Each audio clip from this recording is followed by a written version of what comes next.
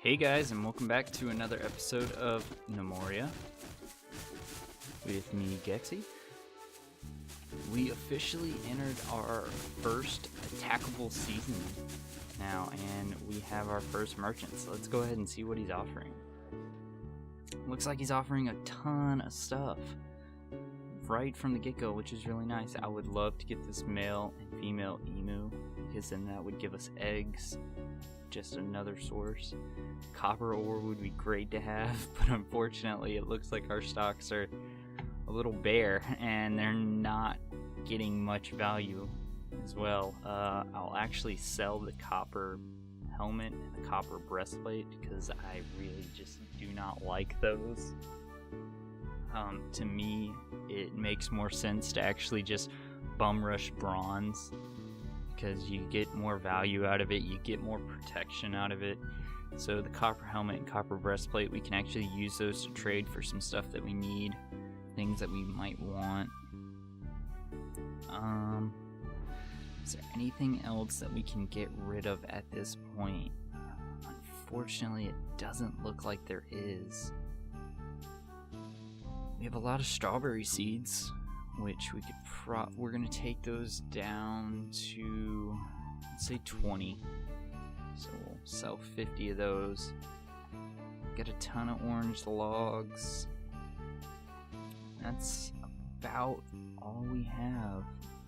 Let's take this down to 30, so we'll get 26 out of that. And we're not gonna go for any stone right now. We could get some grape seeds, which would give us another piece of food that would come out of that. We're nowhere near getting enough for the emus, and the copper, we would only be able to afford, 8 pieces, which would be 4 ingots. So you can't even make very much out of that, so I think we're gonna stick with the grape seeds, and that'll be 110, so we can actually take these back, and we can take some of the strawberry seeds back. So we'll take 22 of those back, and we'll go ahead and make that trade. Alright, so now we can actually set up a grape farm. Can't set up a very large one, but hey, at least we have a variety in our diet now. We're not constantly eating strawberries or oranges or apples. We can actually set up to make up some wine if we want to, but right now that's not a particularly dire necessity for us. We have our well, which provides infinite supply of water for our gnomes. Just check on that and make sure it does have access to water. Good. Wait for the rest of our dormitory to be set up. We have our great hall going. I would really love it if we could get this statue built, otherwise our ambassador is going to leave. Without the ambassador, we're not going to get another merchant, unfortunately, for a while. Then the ambassador would have to leave. We'd have to call him back. Oh, we have our first yak. Let's see. And it looks like it's a female. Well, that's a shame. Well, unfortunately, we kind of have no choice. We really need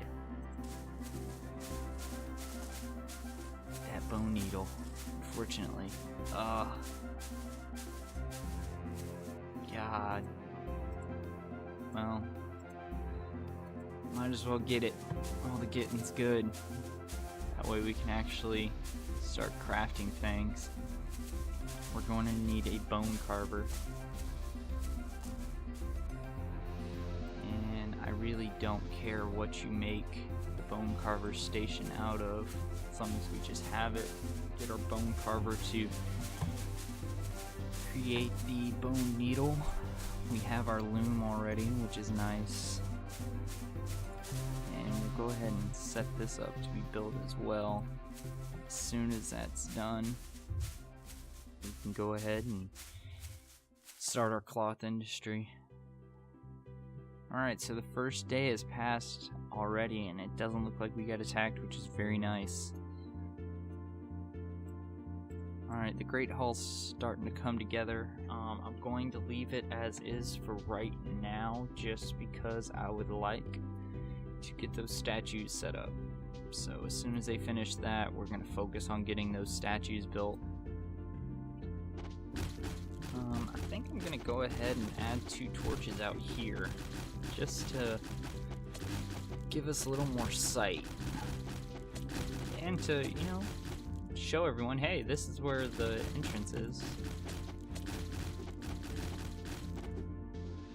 I don't care what kind of torches. This is the entrance to the kingdom. Please enter this way in an orderly fashion.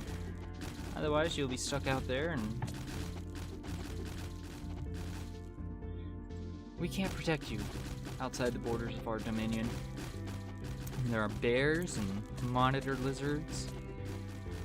You don't want to fight those things by yourself. They can be rather nasty. Although the gnomes can actually get pretty skilled to where they can take a bear by themselves. They might suffer a little bit of bleeding damage, but they can get to the point where they are taking a bear by themselves, which is pretty fun to watch, actually. I wonder, let's check on our gnomes and see what kind of skill set they're getting.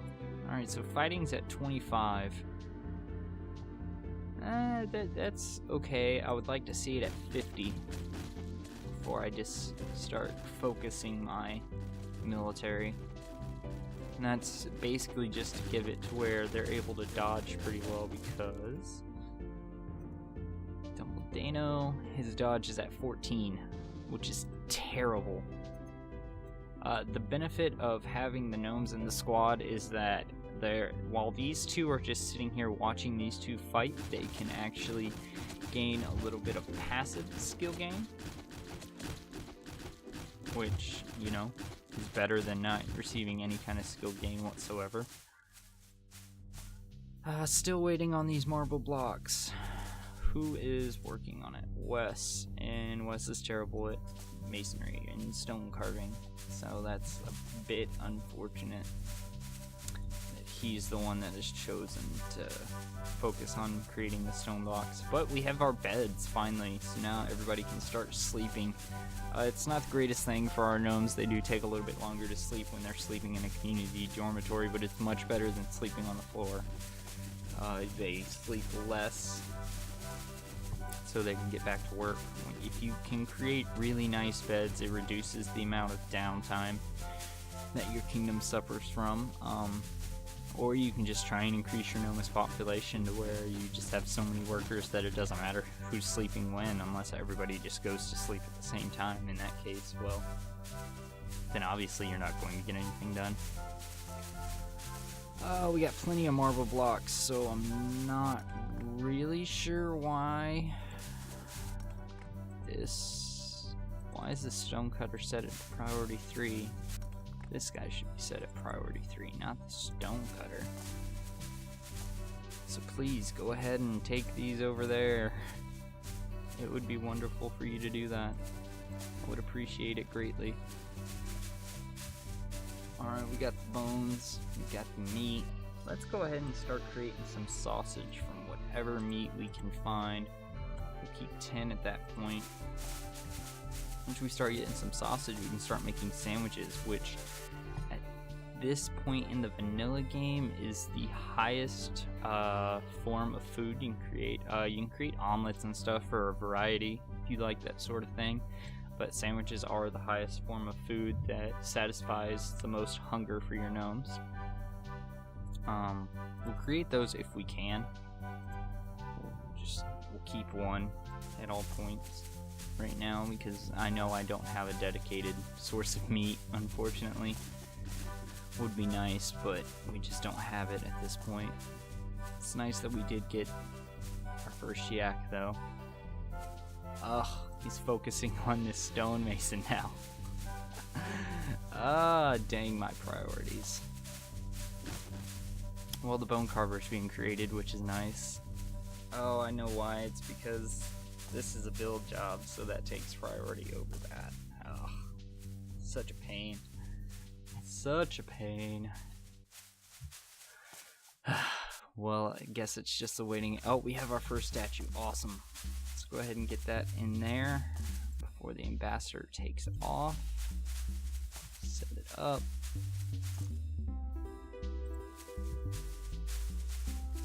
And he's creating the second one, so let's go ahead and get it on standby. And he has the second one built. Go ahead and put those like that, opposing one another. Oh, we're all, wow. What is that statue worth? 200, nice. That actually gave it enough value all by itself, so I might end up just deconstructing this one. This one's worth 90, yeah, see, so if we would have gotten that one in there by itself, we would have needed the second one, but this one's really nice, so. It's not as much detail as Dwarf Fortress, you know, it doesn't tell a story or anything. That's one part of Dwarf Fortress that I really enjoy, is just seeing the stories behind the items that are crafted. But Gnomoria pretty much just leaves it more to your imagination. Let's go ahead and work some more on the Great Hall. We'll get some engraved floors just around here.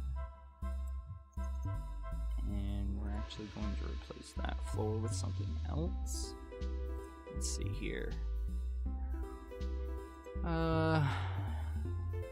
Place the floor with a star engraved marble block.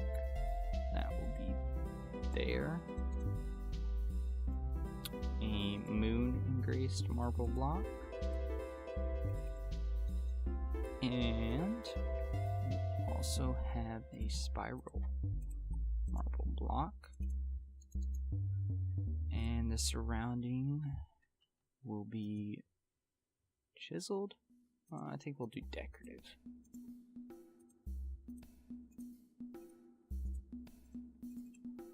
Alright.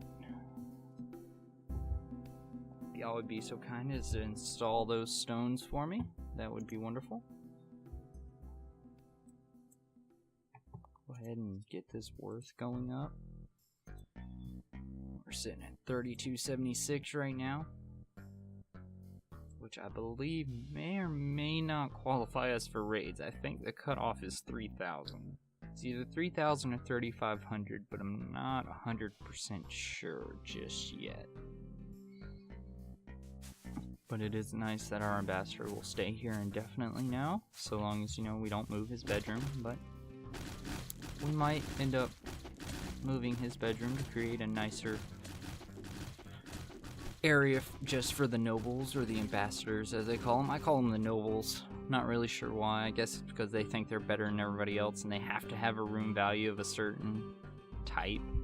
Our stone stocks. We don't have any more stones, so let's go ahead and come down here. And I'm a big fan of strip mining. If you don't know what strip mining is, it's basically just making sure that you are able to see every bit of stone that you can. I do like to add a little bit of realism in the fact that, you know, you can't just have a vast open mine. It has to have some kind of support structure. We got a little bit of coal there, which is nice. It means we don't have to cut down as many trees. Alright, so now the stone is kind of moving in that direction, but we know it stops at some point because this right here is all dirt. So we might have to dig down a little bit deeper, make our mine go. Huh. Well, that'll be interesting. Right now we have 52 marble, so that's okay. They left the pick down there. Come on, guys. Clean up after yourselves. What are all these seeds? Strawberry seeds. Ugh. I hate when the seeds aren't put back. Let's go ahead and we'll move down here and take off seeds from being put into there. We don't want the clipping there either. We don't want the grain there, and we don't want the straw there. Because it's just going to take up space. In fact, don't want fibers here either, because that just takes up more valuable inventory space in our stocks, and I mean, we don't have a good sized stock room just yet. This is basically just the bare minimum you need to have in order to have your gnomes be able to move things around without falling over one another. Oh, our grape farm is set up. Awesome. All 11 seeds are planted. We'll get more seeds from that, which can make our farm grow even more. Right at the beginning, I don't like to have huge farms. This is actually a bigger growth than I typically make. I usually just stick to birch or pine, but we had so many orange trees at the beginning that it just made more sense to try and incorporate all 4 of them. It would be crazy to have that one mod that adds 16 different types of trees, but I'm sure it makes the game much nicer to look at, because you can create, you know, various cabins, furniture with different colors. Alright, the Great Hall's all set up. Let's go ahead and we're going to replace the floor with some more engraved floors. Add that to these 3x3 areas here.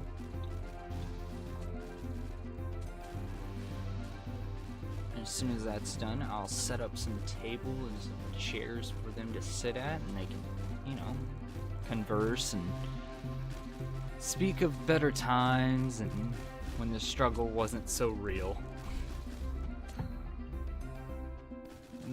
When all they had to worry about was paying taxes to their king. It would be very interesting if they added some kind of tax system in this game, but not really sure what purpose that would serve other than trading. But I mean, we just trade our stock of items for what we need. But I guess it would add a different kind of element to it.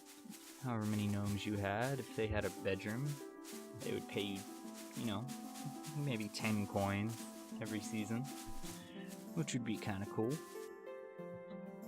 Alright, the Great Hall is almost set up, and it is protected from the outside. I'm probably going to replace these walls here,